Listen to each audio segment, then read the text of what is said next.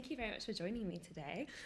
So I'm joined by Gracie and Luke, who are talking about their book, Against Borders, The Case for Abolition. The book is essentially a manifesto for why we should live in a world without nation states and without immigration controls.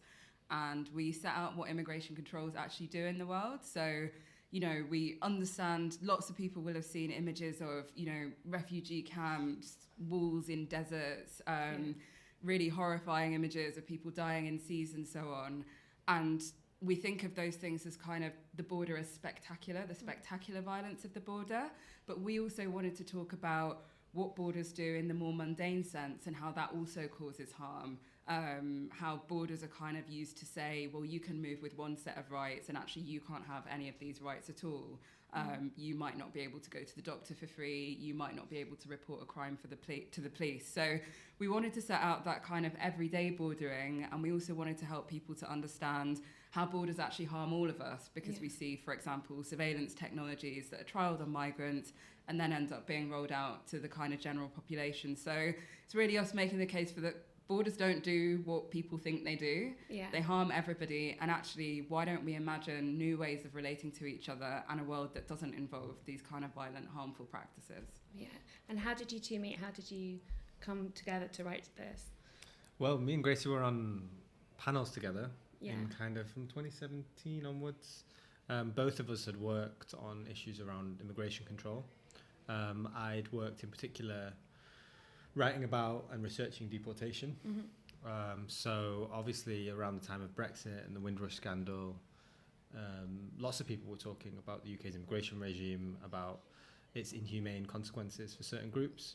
And Gracie and I would often find ourselves, you know, on a panel together and really speaking in chorus and in harmony, agreeing on lots of things and kind of, having a nice rapport.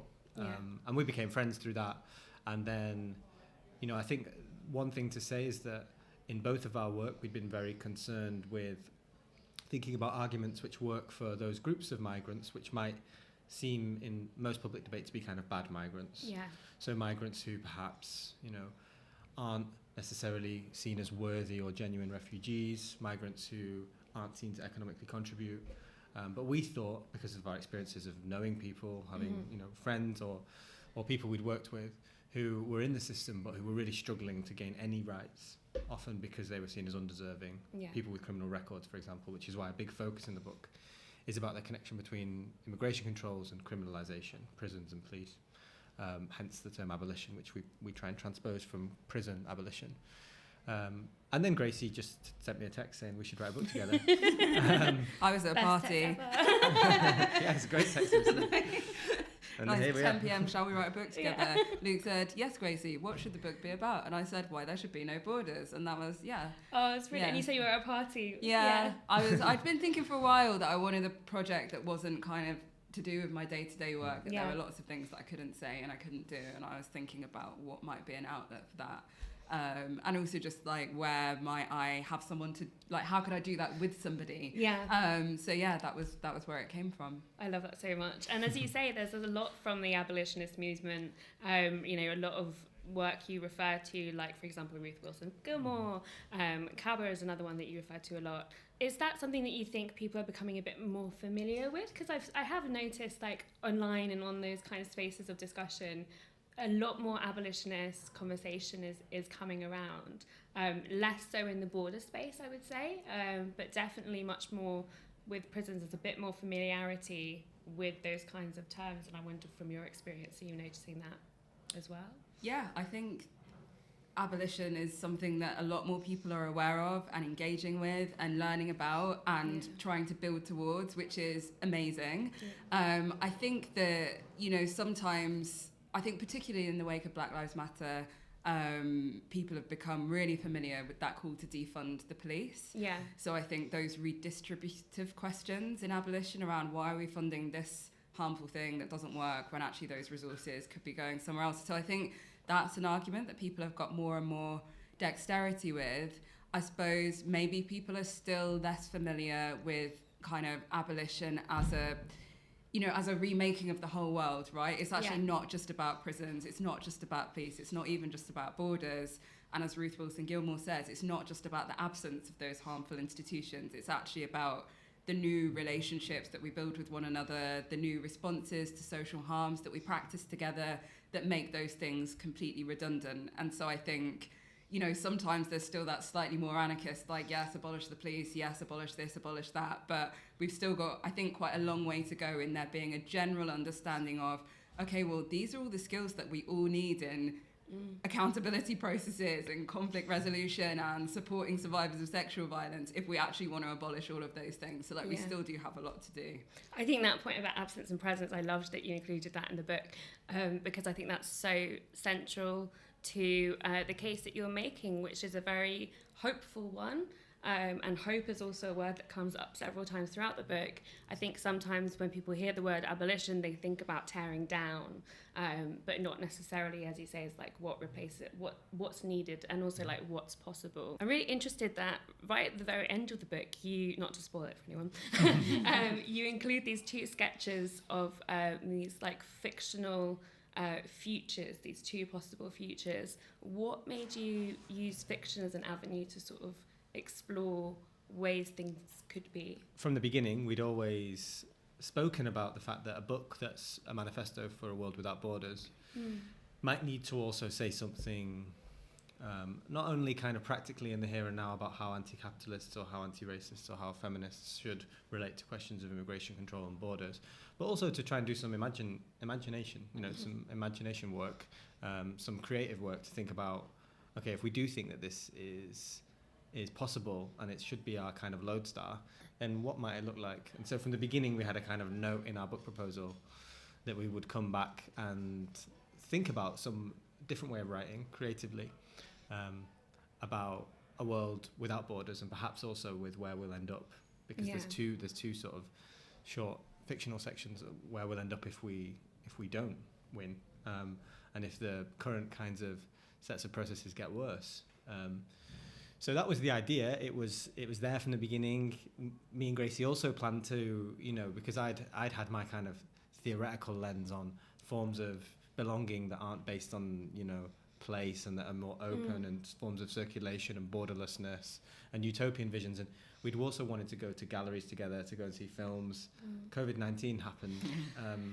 So a lot of this was done, unfortunately, more remotely. We'd meet, but we were going to the British Library. We were planning to do all of this stuff together. And that was already trying to create space for the imagination and for the utopian somewhere in the book. But we weren't able to do all of that together as much as we'd have liked. And so in the end, it was Gracie who made space and just had the appetite and desire to write these short creative sections, and I was just so happy when I read them, and didn't do much. Wrote some of the framing around them, but maybe you can say more about writing the actual. Writing the actual vignettes. I think for me it was, you know, as Luke says, there were lots of things that we wanted to do that we couldn't do. But also I think for me the pandemic was really clarifying, and I think a lot of people, just in terms of what matters to me or the things that I love that maybe I drifted away from a bit and wanted to come back to. And fiction has always been a really big thing in my life. And I'd read, not that long before I wrote these, I'd read Women on the Edge of Time by Marge Piercy, and I'd read The Dispossessed. And one of my favourite writers is George Saunders, who I think just writes really beautifully about the humanity of, well, trying to be human in an inhuman world, when capitalism is really unhuman and you're trying to love your family and be good to the people around you. So I think there was lots of that in my mind, and I was thinking about wanting to get back to that kind of work and reading. And so I sat down, and I mean, I really just set an alarm on my phone. I was like, write a dystopia. Wow. But I do also have a lot of dystopias in my head all the time. It comes from doing human rights work. So the dystopia came out really easily, and actually every time we talk about it, I feel bad about where the person in dystopia has been left, so I might have to go back to him. But utopia was a bigger challenge. But I think, I mean, that was the whole point of the book. It was like, let's think about the world we want to build towards. And if we can't see it or see what it might be like, how are we going to get there? How do we bring anybody with us? So it was part of kind of trying to bring people with us. But it was quite a tricky exercise. I find that imagination work kind of so fascinating, and then also to put it in a manifesto, which, you know, traditionally like you might not associate with it, but at the same time has been central to manifestos over the years. They have been works of imagination, and you say at the beginning, you know, things don't have to be this way, and that's the kind of guiding force of this book. I want to return to something you said earlier about the border as spectacle and kind of how we interact with borders on the whole. You say in the book that the borders are really dense, which I think is such a good term for it, in terms of how they're enforced. They're enforced, like here in the UK, they're enforced when you go to the doctor, when you try and rent a place, they ask for your passport, they ask constantly like what your status is. Do you think that part of this work is increasing the understanding of how extensive these actually quite invasive requests for like proof of your citizenship are, like, because I think a lot of people just don't really know, or it's not necessarily that they don't know, but they don't recognize how often they're encountering these bordering practices. Yeah, I mean, in a way, I think it's still very important that we think about the border of spectacle, the external borders of Europe, the camps and the deportation flights and the stuff that's more spectacular. I think what we were concerned with also bringing to the fore, perhaps also as people who don't work in border hotspots but work, and live and think in London at the time, was about the way borders are being internalized. And so actually, human movement on this scale, people often describe ours as an age of migration, but actually it's an age of bordering, really. Human movement isn't unprecedented in the 21st century in terms of migration. It probably is in terms of travel, but not in terms of people moving to live in a different place. But the intensity of the forms of resources that are committed to registering who everyone is, where they are, what rights they should have, both symbolic and material forms of control on populations through the problem of people out of place, people moving, the wrong people in the wrong place. That's really the thing that defines our age, I think, and will define the 21st century. So we were trying to think about how borders get into all of our lives, and also, I think, because of our political focus on presence, as you say, and on what people can do where they are, I think trying to remind people that the density of borders also means that they're everyone's problem. Yeah. That the doctor asking you for your passport when you go to access healthcare might be part of the piloting for forms of conditionality in the health service more broadly. The government telling you that you have a right to rent when the migrants don't, and yet you actually can't access any decent housing and you get evicted, might tell us something about the fact that immigration controls, the exclusionary logic that will exclude all the migrants to protect you, might actually be one big ruse while all of us are being disentitled. So I think that density of borders is also thinking, and this is where Gracie can say more, but I think our focus on technology and thinking about surveillance, forms of state identification, forms of data management was really important, because we're saying the wall isn't the symbol of the 21st century border anymore. It's actually something more virtual and more total. And that therefore means that, as you say, the density of borders, the internalization of borders, should also lead to forms of us all being invested in getting rid of these forms of control, because they're coming for all of us, or they already are being being enforced against all of us, rather than a version where we'll protect the migrants over there because we're so concerned about an individual set of problems in one part of the world and this particular group of migrants. That doesn't really hold for us. That's not what we're interested in. Regular viewers of this channel will know I try and get everyone to read The Age of Surveillance Capitalism. I'm like, come on, please understand, there's so much to it. It's a long one, though. It's this one's much shorter. This is a lot shorter. But I think also really effectively speaks to the ways in which also there's kind of like marketing around the technology that's being used, of like, oh, this will help us. And there are certain elements to it. I can't just say it's marketing. There are elements to it that, yes, it can facilitate identifying certain people who might have more urgent, immediate needs. But at the same time, what are you saying about everyone else? I think that's what this book so effectively does, and also, as you both pointed to at the beginning, is who are we saying isn't deserving of free movement and isn't entitled to these protections? And increasingly, it does seem to be this kind of amorphous, like criminal, foreigner sort of figure that seems to adapt to whatever our current fears are being pushed to be. Interesting time to be making this video as well, but I suppose that's always been the case over the last like 20 years plus, and probably forever. You could always say it'd be an interesting time because Suella Braverman's back in the Home Office this week, and it's just a continuation of the hostile environment. But I also, something I really appreciate that I think can often get left out in these conversations is that this didn't start with the Conservative Party. A lot of these were policies, a lot of things that are used now were put in place during the Labour government in the 2000s. I think a lot of the time I feel a lot of despair when I look at the sort of like political moments, because I'm like, well, you did this and you did that, and you're all part of upholding the structure that I find like really immoral. I find it sometimes difficult to then engage and be hopeful. And so in calling for like a hopeful approach, and then also an abolitionist approach to these structures that we have to interact with, like how do you contend with that level of like despair and frustration with like the status quo?